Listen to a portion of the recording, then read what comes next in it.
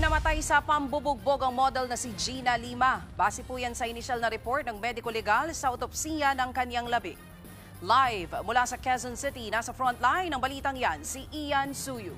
Ian, ano nga bang tunay na ikinamatay ni Gina?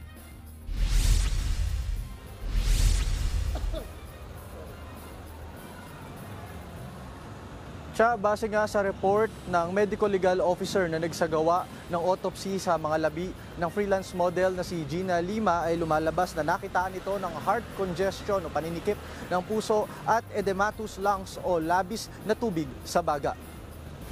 Ayon nga sa QCPD, hindi namatay si Lima dahil sa mga nakitang pasa sa kanyang hita. Dahil dyan, masasabing walang nangyaring pananakit na nagresulta sa pagkamatay ng model. Pero nakitaan nila ng pagbabago ang kanyang baga at puso na posibleng makapagpaliwanag sa kung ano ang talagang naging sanhi ng kanyang pagkamatay. Ang toxicology report na lang daw ang mas makapagbibigay pa ng linaw na kasalukuyan pa nilang hinihintay sa ngayon. Lalo't may mga nakuha nilang hindi patukoy na mga tableta sa mismong kwarto ng ex-boyfriend ng model. Samantala, kaninang umaga ay nadatnan namang wala ng buhay sa kanyang bahay ang ex-boyfriend ni Gina Lima na si Ivan Ronquillo. Si Ivan pa mismo ang naghatid sa kanyang dating kasintahan sa ospital nitong November 16. Pero sa isang video nga ay nakita pang kinuyog ng mga kaibigan ni Lima si Ronquillo.